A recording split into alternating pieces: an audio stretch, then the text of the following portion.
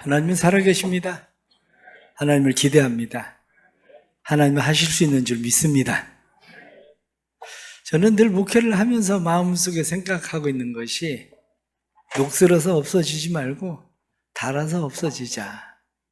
그런 마음이 제가 목회를 하면서 늘 가지고 있는 마음입니다. 그래서 녹슬기 전에 빨리 달게 해야 되겠다. 그래서 닳아서 없어지기 위해서 나름대로 열심히 목회 사역을 했습니다. 근데 30년 가까이 목회 사역을 하면서 이제 30년 이제 지나고 나니까 저 자신을 돌아보게 됐습니다. 저 자신을 돌아보고 교회를 돌아보면서 갖게 되는 생각이 뭐냐면 여기까지가 한계인가 보다. 왜냐하면 교회가 좀 부흥하고 성장하고 이게 지속적으로 교회가 그래야 되는데 교회가 부흥하고 성장하는 것이 멈추는 상황들을 보면서 코로나 상황도 있겠지만 제 마음 가운데 실망하고 낙심하는 마음이 생겼습니다. 이게 나 때문이다. 내 탓이다. 좀 더 실력 있고 젊고 능력 있는 사람들을 누군가를 데려다가 교회를 후임으로 물려줘야 되겠다. 저희 아버지가 한 교회에서 34년을 계셨어요. 저희 아버지가.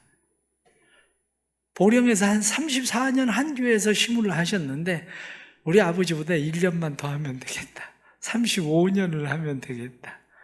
마음 가운데 그런 생각이 들더라고요.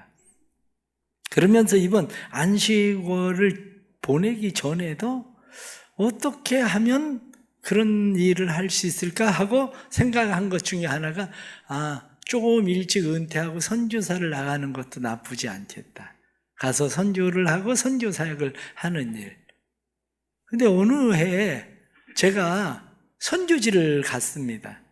선교지를 갔는데 선교사님하고 이야기를 하다가 선교사님이 저보고 무슨 이야기를 하냐면 목사님 은퇴 얼마 앞두고 조기 은퇴해서 은퇴하고 선교지로 오는 목사님들, 아니면 은퇴하고 나서 선교지 와서 선교하겠다고 오는 목사님들 때문에 머리가 아파요.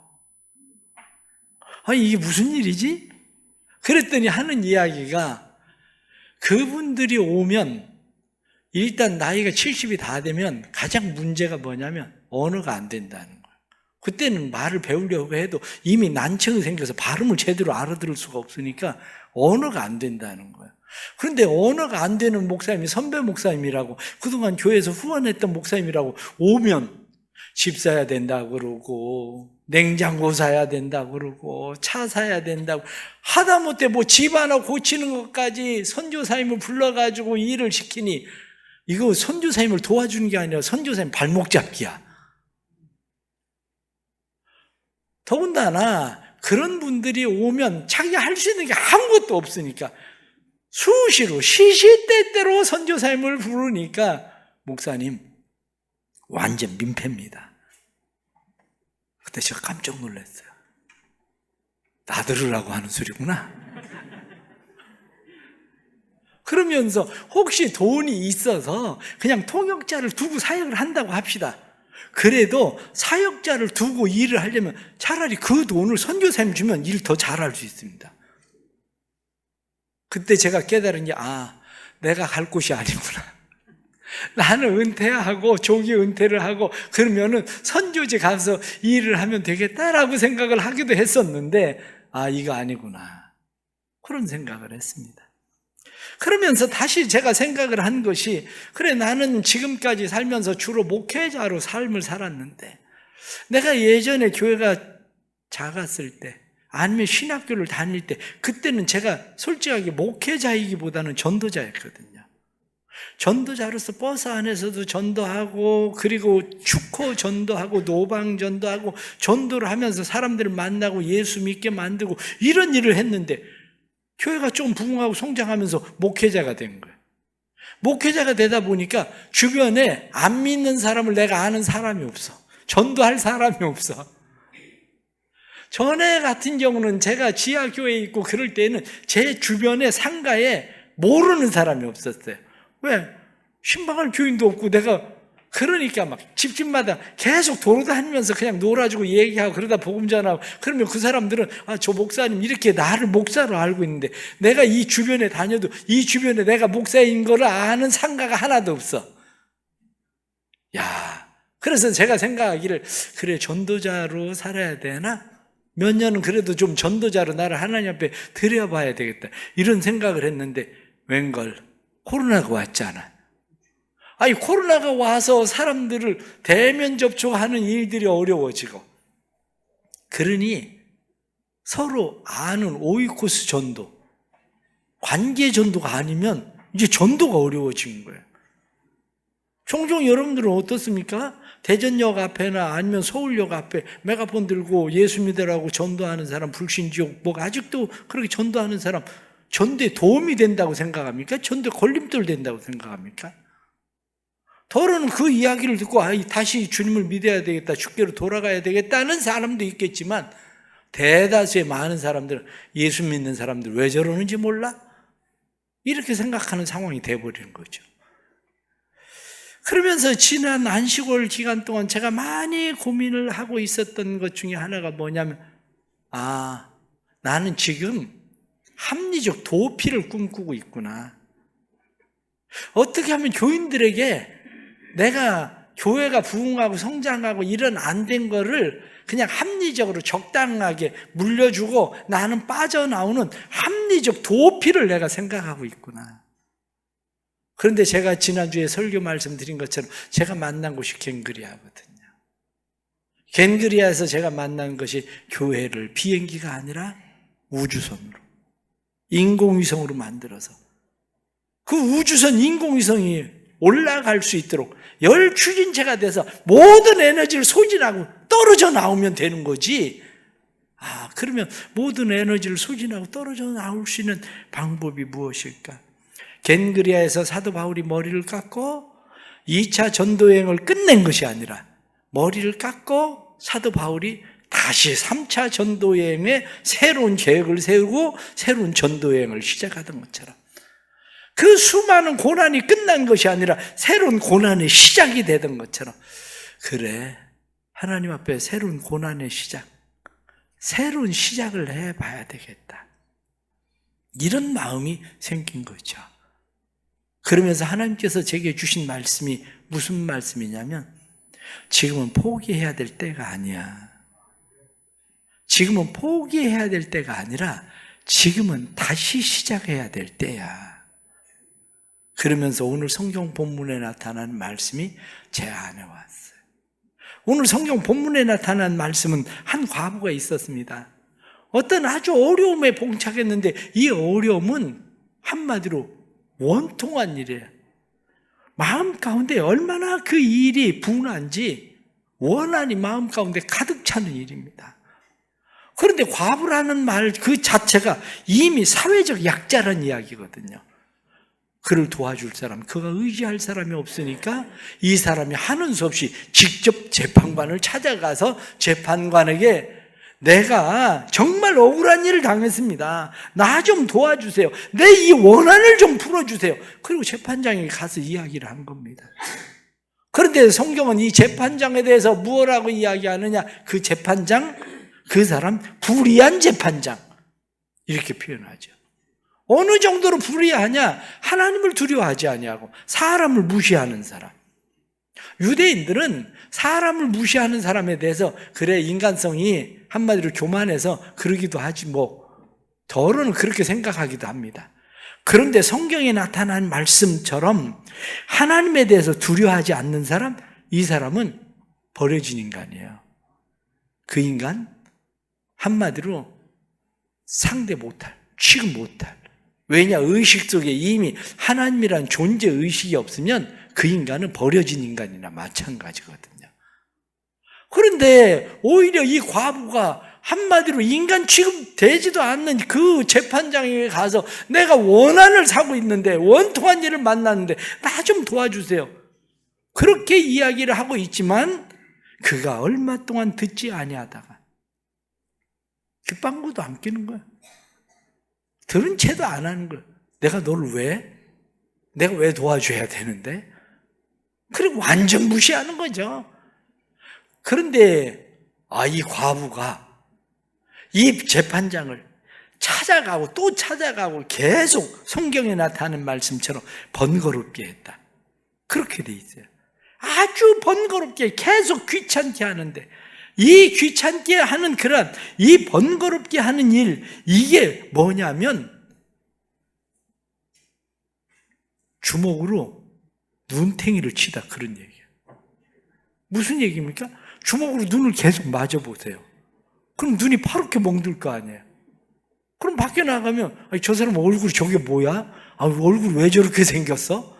이렇게 이야기하는 것처럼 다른 사람들이 저 인간 원래 그런 인간인 줄 알았지만, 아이고 그 불쌍한 과부 그렇게 얘기하면 좀 도와주지, 저 인간 원래 그런 인간인 줄 알았지만, 사람들이 다 얘기하는 부끄러움을 당하는 존재가 돼버리는 거지. 그런데 여기에 중요한 이야기가 하나 있는데, 그게 뭐냐면 과부가 가지고 있는 일이 뭐냐면 원한이라는 거예요. 이 원한이 개인적인, 만약에 내가 재판을 받았습니다. 근데 재판을 받았는데 판사가, 재판관이 저에게 형을 내렸어요. 그런데 내가 그 재판관에게 원한을 산다고 생각을 해보세요. 정당합니까? 사람들이 그 인간 진짜 못 고칠 인간이네, 이렇게 할 수밖에 없는 거죠. 아니, 불의하고 이 하나님에 대해서 두려워하지 않고 인간을 무시하는 재판관이, 만일 여자가 이야기하는 것이 정당한 이야기가 아니면 저 여자 저 입을 막아버려야지, 그리고 데려다가 감옥에 집어넣었을 거예요. 그런데 그럴 수 있는 상황이 아닌 거예요. 왜냐? 이 여자가 가지고 있는 원한이 누가 이야기를 들어도 정당한 거거든. 그러니까 하는 수 없이 이야기하기를, 늘 와서 이렇게 얘기해요. 늘 와서, 늘 온다는 이야기는 예이스델로스라고 돼 있어요. 예이스델로스는 끝까지란 말이에요. 끝까지. 늘 와서, 그냥 늘 와서가 아니라 끝까지, 이 일이 이루어질 때까지 올 거니까 들어주고 말아야지. 그렇게 해서 들어줬다는 거죠. 그런데 하물며 불의한 재판관도 이렇게 하는데, 하늘에 계신 너희 하나님께서 너희의 구하는 것을 들어주시지 않겠느냐, 너희의 원한을 풀어주시지 않겠느냐, 그러면서 예수님께서 중요한 말씀을 하시는데, 그거 뭐냐면 인자가 곧 속히 올 거다. 그런데 내가 올 때에 믿음 있는 사람을 보겠느냐, 이렇게 말씀하시는 거죠. 내가 와도 그때는 그런 믿음을 가지고 있는 사람이 없을 거야. 오늘 말씀을 통해서 우리가 함께 생각하고자 하는 것이 그런 말씀입니다. 오늘 와서 우리가 하나님의 말씀을 들을 때에 저만 하나님의 말씀을 듣는 게 아니라 우리 함께 들어야 될 하나님의 말씀이 지금은 포기할 때가 아니야, 그거예요. 지금은 포기할 때가 아니야. 하나님이 저한테만 지금은 포기할 때가 아니야, 이렇게 말씀하시는 것이 아니라 여러분 모두에게 지금은 포기할 때가 아니야, 이렇게 말씀하시는 음성이 들려지기를 바랍니다. 가장 첫째는 기도를 포기할 때가 아닙니다. 기도가 포기하고 싶습니까? 기도를 포기하는 때가 언제 주로 기도를 포기하게 됩니까? 기도를 포기하게 되는 이유는 기도 응답이 계속 안 되면 포기하고 싶어요. 우리가 찬송을 부르죠. 내가 즐거워하는 그 시간, 기도하는 그 시간, 그때가 가장 즐겁다. 정말 그렇습니까? 그런 사람이 얼마나 있겠습니까? 목사도 기도가 그렇게 즐거워서 기도하지 않습니다. 내 기도하는 그 시간, 그때가 가장 즐거운 때다. 이게 아니라 기도는 힘든 노동과 같아요. 기도는 영적 싸움이에요. 그러니까 기도하는 거지, 기도가 즐거워서, 노동이 즐거워서 그렇게 노동하는 사람 얼마나 있겠습니까? 싸움을 좋아서 싸우는 사람은 몇 명이나 되겠습니까? 그런데 해야만 되니까 하는 거지. 기도도 마찬가지예요. 기도도 우리가 하나님 앞에 해야만 되니까 하는 거예요. 그런데 기도를 우리가 하다가 멈추게 되는 이유는 도대체 하나님이 내 기도를 듣는 거야, 안 듣는 거야? 하나님 나 같은 사람한테 신경이나 쓸까? 하나님이 나를 관심이나 가지고 있을까? 하나님 나를 버리신 것은 아닌가? 기도해봤자 무슨 소용이 있나? 이런 마음이 들어오면서 에휴, 기도하면 뭐하나? 그리고 기도를 포기하고 싶은 마음이 생겨요. 그러나 기도를 포기하고 싶은 마음이 있을 때에 다시 우리가 생각해야 되는 것이 기도의 정당성이에요. 과부가 가지고 있는 정당성, 나 원한을 가지고 있습니다. 원통합니다. 분합니다. 근데 나 풀어줄 사람 아무도 없습니다. 이게 정당성이에요. 그리스도인들이 기도해야 될 기도의 정당성은 뭐냐? 예레미야 33장 3절에 나타나는 말씀처럼 너는 내게 부르짖으라. 내가 내게 응답하겠고 내가 알지 못하는 크고 비밀한 일을 내게 보이리라. 에베소 6장 18절에 나타난 말씀처럼 모든 기도와 간구로 하되 항상 성령 안에서 기도하고 성경은 이를 위하여 깨어 구하기를 항상 힘쓰고 그렇게 돼 있어요. 시편 2편 8절 말씀을 보면 무엇라고 돼 있습니까? 내게 구하라. 이방 나라를 내가 유업으로 주리라. 구하라 주실 것이요 찾으라 찾을 것이요 두드리라 열릴 것이다. 원한을 가지고 있어도 정당성이 있어야 되는 것처럼 우리가 기도하는 정당성은 하나님이 기도를 요청하시잖아요. 하나님 기도하라잖아요. 하나님 왜 기도하라고 그러십니까? 하나님 왜 우리에게 기도를 요청하십니까? 그 이유는 그럼 내가 해줄게 그거거든요. 그럼 내가 해줄게 기도해라. 하나님 우리에게 그렇게 말씀하십니다. 기도의 정당성을 무시하지 말고 하나님 앞에 기도하십시오. 낙심되는 마음이 일어날 때에 기도를 멈출 때가 아닙니다. 혹시 기도하다가 포기한 사람 있습니까? 포기할 때가 아닙니다. 오이쿠스를 위해서 기도하다가 내가 그 사람 위해서 기도한 지 벌써 몇 년인데 기도해봐도 소용이 없지 그리고 포기하는 마음이 일어납니까? 그렇지가 않습니다. 하나님이 우리에게 하나님의 때가 되면 하나님은 우리에게 이루시는 은혜가 나타나는 줄 믿습니다. 우리 사랑하는 성도들 여러분, 기도하다가 포기하고 기도하다가 낙심하는 마음이 일거든 마음속에 맞아 기도하다가 낙심치 말아야 될 일에 대하여 주님이 말씀하신 것처럼 지금은 낙심할 때가 아니야. 기도를 포기해야 될 때가 아니야. 기도를 멈춰야 될 때가 아니야. 다시 기도해야 될 때야. 다시 시작해야 될 때야. 그리고 기도할 수 있는 성도들이 되기를 주의 이름으로 축복합니다. 두 번째는 믿음을 포기할 때가 아닙니다. 주님이 우리에게 말씀하시잖아요. 주님이 우리에게 말씀하시는 것은 인자가 올 때 믿는 자를 보겠느냐? 믿는 사람을 보겠느냐? 그런 말씀하셔요. 미국의 한 50대 목사님이 자신의 지식과 경험을 토대로 해서 글을 썼습니다. 그래서 그 글을 쓴 것을 출판사에 가져가서 이 책을 출판을 좀 하면 어떻겠습니까? 그리고 가져갔어요. 그런데 출판사마다 가는 데마다 거절을 당했어요. 거절을 당하다 보니까 마음 가운데 실망하는 마음이 생겨서 그 원고를 쓰레기통에 버려버렸습니다. 그리고 자기 아내에게 이야기하기를 여보 절대로 이 원고 쓰레기통에서 이제 꺼내지 말고 버려버리라고. 아무도 인정해 주지 않는 쓸모없는 글들 뿐이라고. 그리고 이야기를 했습니다. 그리고 남편이 나갔을 때에 사모님이 쓰레기통에서 원고를 다시 꺼냈어요. 원고를 다시 꺼내서 그 원고를 가지고 다시 다른 출판사들을 찾아다녔어요. 이 출판을 좀 해보시면 어떻겠습니까? 원고를 읽은 한 출판사에서 출판을 해봅시다. 그런데 결과는 잘 모르겠습니다. 그러면서 출판을 했습니다. 그런데 이 책이 미국에서 베스트셀러가 돼서 미국에서만 3천만 권 이상이 팔린 책입니다.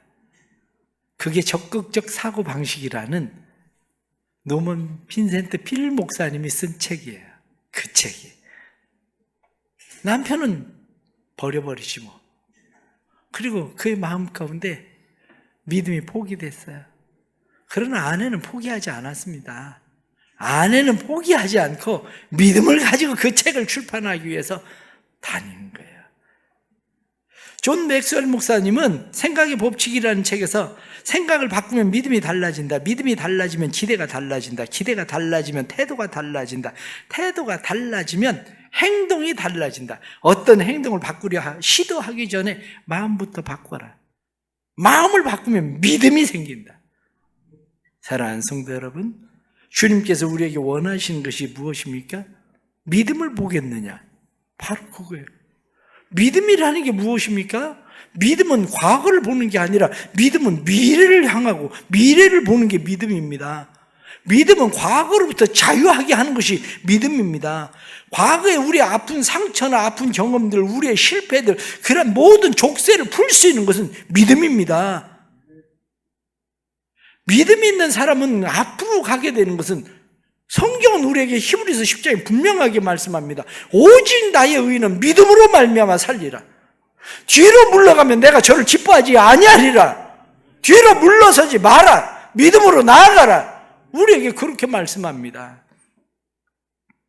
비행기는 후진하지 않는다. 그런 말이 있습니다. 비행기는 후진하지 않아요. 앞으로 가지. 믿음의 날개를 단 사람은 뒤로 날아가지 않는다. 그렇습니다. 믿음의 날개를 단 사람은 뒤로 날아가는 것이 아니라 앞으로 갈 수밖에 없게 되어 있습니다. 믿음이라는 자동차에는 백밀러가 없다.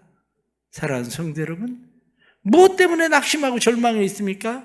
한다 안 되니까 나는 어쩔 수 없어 안 돼 이렇게 생각해서 뒤를 돌아보고 낙심하고 절망해 있습니까? 믿음을 포기했습니까? 그러나 믿음의 자동차는 백밀러가 없어요. 우리는 앞으로 가야 될 사람들입니다. 그래서 필립이 안시는 이야기하기를 믿음은 시간이 지나야 이해될 수 있는 것을 미리 믿는 것이다. 믿음은 내가 무엇을 성취하는 게 믿음이 아니라 믿음은 우리의 믿음의 대상이신 하나님을 포기하지 않는 게 믿음입니다. 그런데 우리는 늘 생각하는 것이 믿음은 내가 무엇을 성취하고자 할 때 그것을 성취하는 게 믿음인 것처럼 생각하지만 진짜 믿음은 그게 믿음이 아니라 진짜 믿음은 우리의 신뢰의 대상이신 하나님을 포기하지 않는 것, 하나님을 신뢰하는 것, 끝까지 하나님을 따라가는 것, 이게 바로 믿음인 줄 믿습니다. 그 믿음이 있는 사람들이 순종하는 거예요. 믿음은 순종을 동반할 수밖에 없습니다. 믿음이 있는 사람은 그 믿음은 순종을 통해 미래를 향하여 나아간다 하고 말한 것처럼 순종하는 삶이 여기에서 나오는 거죠. 우리 모든 성도들에게 하나님께서 주시는 은혜와 축복이 있기를 바랍니다. 요즘 무엇이 안 돼서 낙심합니까? 무엇이 뜻대로 안 돼서 절망합니까? 진학이 안 돼서? 사업이 안 돼서? 건강의 문제? 인생의 여러 가지 문제들 때문에 낙심하고 절망합니까? 믿음은 그것을 성취시키는 게 진짜 믿음이 아니라 그것을 이루시는 하나님을 포기하지 않는 게 믿음입니다. 지금은 믿음을 포기할 때가 아닙니다. 지금은 믿음을 포기해야 될 때가 아니라 지금은 믿음을 다시 새롭게 해야 될 때인 줄로 믿습니다. 마지막 세 번째는 비전을 포기할 때가 아닙니다. 우리의 삶의 의미와 목적을 포기해야 될 때가 아닙니다. 제가 교회 처음 개척을 할 때에 늘 써 있는 것처럼 더 큰 하나님의 영광을 위하여, 그게 우리 대성교회의 비전이에요. 어떻게 하면 어제보다도 오늘 더 큰 하나님의 영광을 위해서 일할까? 어떻게 하면 작년보다도 올해 더 큰 하나님의 영광을 위해서 일할까? 더 큰 하나님의 영광을 위해서 일하는 우리 개인, 그리고 교회, 이게 교회 비전이라고요. 그런데 제 마음 가운데는 그 비전이 서서히 사라지기 시작했어요. 제 마음 가운데 비전이 서서히 사라지면서 그래, 교육관도 졌는데, 그래, 내가 이제 뭘 더 해야 되나, 그래, 교회가 부흥도 안 되는데 적당하게 합리적으로 하나님의 더 큰 영광을 위해서가 아니라 적당하게 손을 털어야지, 그런 생각이 제 안에 사로잡고 있었던 거죠. 그러나 그게 아니라 여전히 우리는 살아야 될 이유가 있습니다. 먹든지 마시든지 살든지 죽든지 하나님의 영광을 위하여 산다 이렇게 말하는 것처럼 우리는 살아야 될 이유가 있습니다. 사람들이 살아가면서 나이가 어느 때가 되면 사람들이 회의감이 찾아와요. 지금까지 살아온 게 뭔가? 왜 이렇게 하고 살았나? 이렇게 살면 뭐 하나? 살아야 될 이유를 잃어버리고, 심지어는 너무 안타까운 것은 젊은 사람들이 살아야 될 이유를, 비전을 갖지 못해서 스스로 자기의 목숨을 끊는 일들을 보면, 때로는 장애를 가지고 있거나 때로는 가난하거나 이러한 일들이 더 이상 살아야 될 이유를 갖지 못한다고 생각을 해서 스스로 목숨을 끊는 사람들을 보면 너무 안타깝죠. 그러나 사랑하는 성도 여러분, 포기하지 마십시오. 포기할 때가 아닙니다. 포기해야 될 때가 아니라 하나님의 더 큰 영광을 위해서 다시 일어서야 될 때입니다. 웹스터 사전을 쓴 웹스터는 그 사전을 집필하기 위해서 36년간 자료를 수집했습니다. 플라톤은 국가론을 무려 9번이나 대피를 하면서 완성을 시켰습니다. 미켈란젤로는 최후의 심판을 8년 동안 그려서 완성을 시켰습니다. 레오나르도 다빈치는 최후의 만찬을 그리는데 10년이 걸렸습니다. 꿀벌은 살아있는 동안 지구를 2바퀴를 돌 정도로 꿀을 모으러 다닌다고 그러죠. 그럼 우리는 무엇을 하고 있는 겁니까? 혹시 무기력에 빠져 있습니까? 아무것도 하고 싶지 않은 생각이 있습니까? 무력감에 빠지고 무기력에 빠져서 난 틀렸어. 난 해봐도 소용이 없어. 혹시 이런 마음이 들어서 모든 일들에 대해서 낙심하는 마음이 일어나거든. 다시 하나님의 말씀을 생각하십시오. 지금은 포기할 때가 아닙니다. 다시 시작해야 될 때입니다. 영국의 제인 톰린스라고 하는 여인이 있었습니다. 이 여인이 2007년에 사망을 했는데 본래 소아과 방사선 기사였습니다. 근데 유방암에 걸렸어요. 그래 유방암에 걸려서 수술을 했는데 수술이 잘 됐다고 해서 몇 년을 잘 지냈습니다. 몇 년을 잘 지내고 있었는데 어느 날 암이 재발된 거야. 암이 재발됐을 때는 병원에서 이야기하기를 6개월밖에 살지 못합니다. 그러고 이야기했습니다.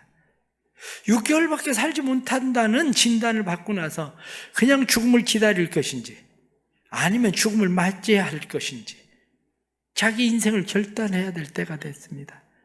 그때 그가 생각한 것이 그래, 내가 암으로 죽는데 암 환자들을 위해서 모금 운동을 하다가 죽어야 되겠다. 그래서 암 환자들을 위한 모금 운동을 위해서 마라톤을 시작했습니다. 마라톤을 시작하면서 모금 운동을 하고 그리고 자전거를 타고 사이클을 하면서 대회에 나가기도 하고 그러면서 마침내 유럽을 횡단하고 미국 대륙을 횡단하고 이런 일들을 하면서 모금을 했습니다. 생각해 보세요. 암 환자가 마라톤을 하고 대륙을 횡단한다는 일이 쉬운 일이겠습니까? 그런데 이러한 일들로 인해서 영국의 여왕으로부터도 훈장도 받고 많은 암 기금들을 모금을 했어요. 그렇게 7년을 살다가 세상을 떠났습니다. 사랑하는 성도 여러분, 그냥 무기력하게 그냥 기다리다가 그냥 죽음을 기다리는 삶으로 그렇게 살다가 인생을 마치고 싶습니까? 그럴 수 없습니다. 왜? 포기해야 될 때가 아닙니다. 삶의 의미 없이, 삶의 목적 없이, 삶의 비전 없이 살 때가 아닙니다. 요셉이 해와 달과 별이 자기를 향해서 절하는 거, 그것뿐만이 아니라 11개 곡식단이 자기를 향해서 절하는 꿈을 꾸고 보디발의 집에 가서 노예 생활을 하면서도 그 꿈을 포기하지 않던 것처럼 우리 마음 가운데 가져야 되는 것은 더 큰 하나님의 영광을 위해서 아직도 우리에게는 해야 될 일이 있다는 것을 믿는 겁니다.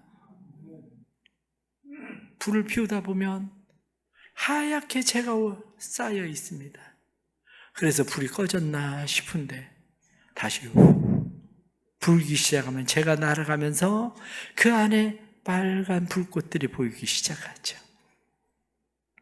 하나님의 성령의 바람이 우리 안에 들어오면, 생기의 바람이 우리에게 불어오면, 하나님의 말씀이 우리 안에 들어오면, 아, 맞아. 기도를 포기해야 될 때가 아니야. 믿음을 포기해야 될 때가 아니야. 내 꿈과 비전을 포기해야 될 때가 아니야. 삶의 의미와 목적과 가치를 포기해야 될 때가 아니라 다시 일어서야 될 때야. 다시 기도해야 될 때야. 다시 믿음으로 살아야 될 때야. 다시 의미를 가지고 하나님의 영광을 위해서 움직여야 될 때야. 이런 마음이 생기는 거죠. 우리 하나님께서 부족한 종에게도 그런 마음 주시던 것처럼 우리 성도들의 마음에 그런 마음과 믿음 주시기를 바랍니다. 그래서 다시 기도하기 시작하고, 다시 믿음으로 하나님을 신뢰하기 시작하고, 삶의 의미와 가치가 회복되고, 우리의 교회가 더 큰 하나님의 영광을 위해서 힘써 일하는 복된 교회 되기를 간절히 바랍니다.